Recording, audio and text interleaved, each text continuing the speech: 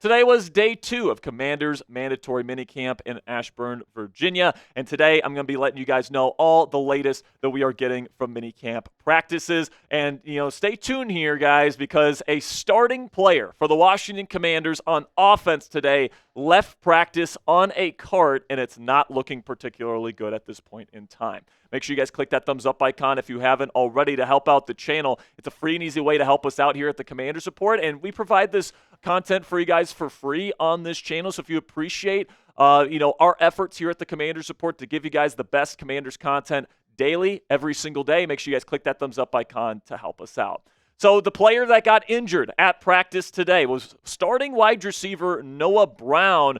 He made a catch on a play. He went down, and then he did walk off the field, but pretty gingerly. This is from Ben Standig from the Athletics, saying Noah Brown was just carted off the field following a catch on the ground, stayed down for a few extra beats, then slowly walked to the sideline, then carted to the building. Then John Keim from ESPN said Noah Brown heading inside via the cart. He's sitting up with a towel over his head. That's not a good sign if a player has a towel over his head. He might be crying. Happened in a 7-on-7 drill. So listen, man, Brown walking off on his own power, even gingerly, is, somewhat of a good sign. Now, obviously, that doesn't necessarily mean anything, but, if the cart had to go out there on the field and he couldn't even get off the field, that would have been a really, really bad sign. We still don't have official word on what the injury is at the time of me recording this video, but we will keep you updated on all the latest surrounding Noah Brown and his injury. It looks like a lower body injury, and obviously this isn't ideal, guys, because, even with Noah Brown, you look at this wide receiver room. Terry McLaurin isn't at mandatory minicamp. I do expect him to be there in time for the season. Deebo Samuel, of course, is in this room. But in terms of that third wide receiver, there's definitely some limbo, and there's definitely going to be some competition between guys like Noah Brown, Luke McCaffrey, Jalen Lane, the rookie out of Virginia Tech this year. And some people, make the argument that the Commanders don't really have a true number 3 receiver on their roster. So losing Noah Brown, who really had a decent season for the Washington Commanders last year, if he's out for the season, or if this is serious, that is certainly something that could shake things up here in the Washington Commanders wide receiver room. And it's even possible that they could look towards free agency if they don't think Luke McCaffrey or Jalen Lane is ready to take on that third wide receiver role. The top free agent wide receivers that I think, would maybe love an opportunity to play with Jaden Daniels, Keenan Allen, formerly with the Chicago Bears, and Amari Cooper, formerly with the Cleveland Browns and Buffalo Bills last year. Both of these guys are really good route runners. They're savvy veterans, and they're former number 1 receivers. They're no longer number 1 caliber receivers.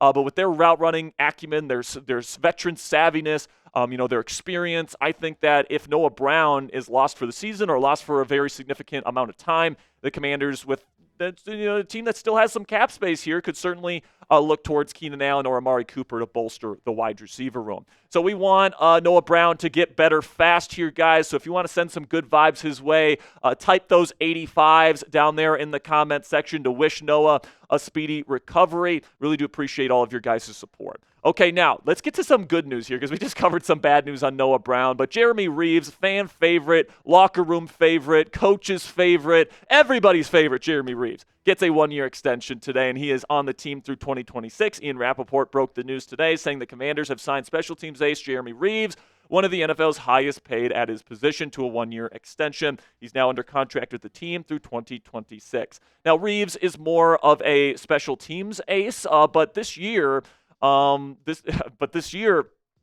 Quinn said that he might actually find a role on defense. We actually predicted this in our extension candidates video that I will put in the comments and description of today's show. I'll also put the chip in the top right corner, but I couldn't be happier for Jeremy, because he is somebody that, like we said in our extension candidates video, and why I thought he was worthy of an extension, is because he is somebody that is one of, if not the best special teams player in the National Football League. He's a great locker room presence, as Dan Quinn, the head coach, said today at his press conference. He is a BMF, meaning a bad mother effer, okay? The Samuel L. Jackson quote, all right? So he is somebody that everybody loves in the locker room. He's somebody that fans love because of his high-effort style of play. And according to Dan Quinn, he's making plays on defense, not just on special teams. during the early portions here of the offseason program. So I think this is a really smart move by Washington. Lock up your guy, somebody that really fits the culture of your team, somebody that brings value for sure to special teams, and then could potentially carve out a role for himself on the defense this year as well. And if he can be a really good value for you on defense as well as special teams, and you got this deal done before he becomes a free agent next offseason, you get Jeremy Reeves, a really, really good player on a really, really good contract once again next season. Another thing that Dan Quinn mentioned during his press conferences this week is that Brandon Coleman, the offensive lineman, last year's mid-round pick out of TCU, is moving to left guard. He confirmed it. He said for the move inside, Brandon Coleman was ready to begin that process early. So it started prior to him even getting to the offseason program in his training, working on different sets to do that. He's a rare guy because he's got the width and the bulk to play inside, but the athleticism to play outside. He's really locked in on the techniques that it'll take to move. So I really do think that Coleman, I even said this coming out. You guys will remember if you were with us for our draft night coverage back in 2024, I said I think he's more of a guard. And, the reason for that is I don't think he really marries his feet with his hands all that well. But when you play inside, you don't have to be,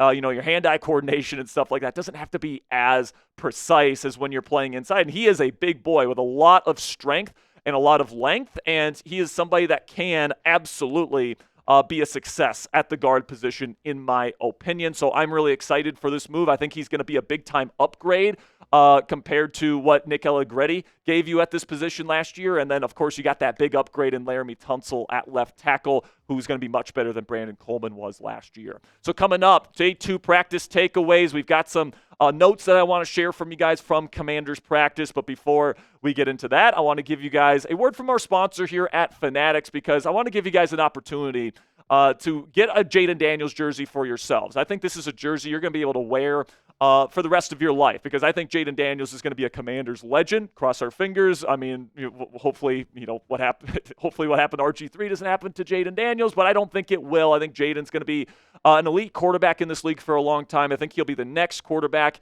in Commanders history to hoist a Lombardi trophy. Once again, knock on wood. But if you guys want to get his jersey today, go chatsports.com/Daniels to make that happen. If you click our link, it's down there in the comments and description of today's show, and you make a purchase, Fanatics sends us part of the proceeds to help us keep the lights on, pay rent, do all the things that we need to do here to keep this content free here on the Commanders Report. So if you're planning on getting a Daniels jersey this offseason, anyway, in preparation for the 2025 campaign, this is your opportunity to get that done today. Go to chatsports.com/Daniels to make it happen. So my first note from day 2 of Commanders minicamp practice is I think Marshon Latimore is flying around out there, okay? Last year Latimore dealt with a hamstring issue, and he didn't really look like himself, and because of that, some Commanders fans are skeptical that Marshon Latimore is still a good player because to be frank, he got toasted twice by A.J. Brown late in the season last year when they faced up against the Eagles. But it looks like he's back to 100% out there in terms of his closing speed, in terms of everything that he needs to do athletically to play his brand of physical cornerback play.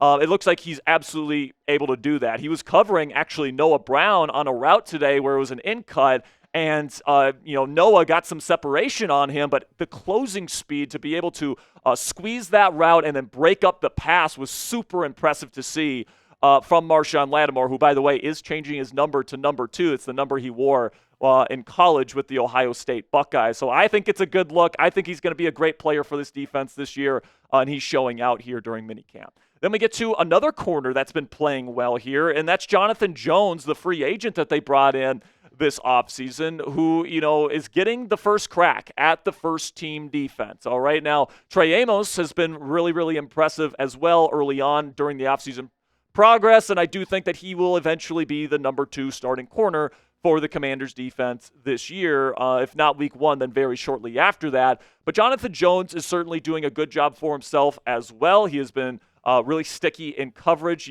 really looking like a true number 2 corner.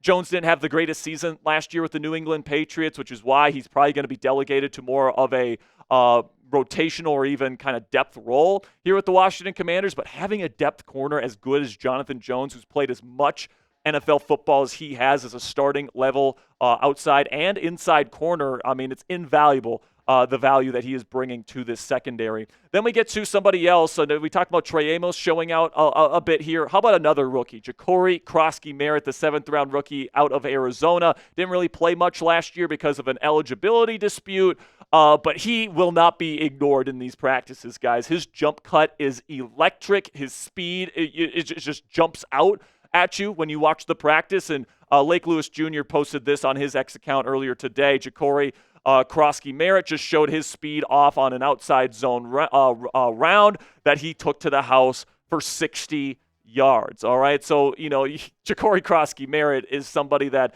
ever since rookie minicamp has been showing out in the various drills and in the team periods and all that different stuff. And, I kind of laugh whenever I see an article kind of, connecting James Cook or somebody else, another running back, to the Washington Commanders, because apparently Brian Robinson Jr. has been looking pretty darn good this offseason. Austin Eckler's looking like Austin Eckler, and then Jacory Krosky-Merritt is looking like he's going to be rising up the ranks on the running back depth chart here very, very quickly. So when people say, the Commanders should add another running back, I completely disagree with that. I think that this running back room is actually in a good spot, especially when you take into account that Jaden Daniels is another running back out on the field at all times.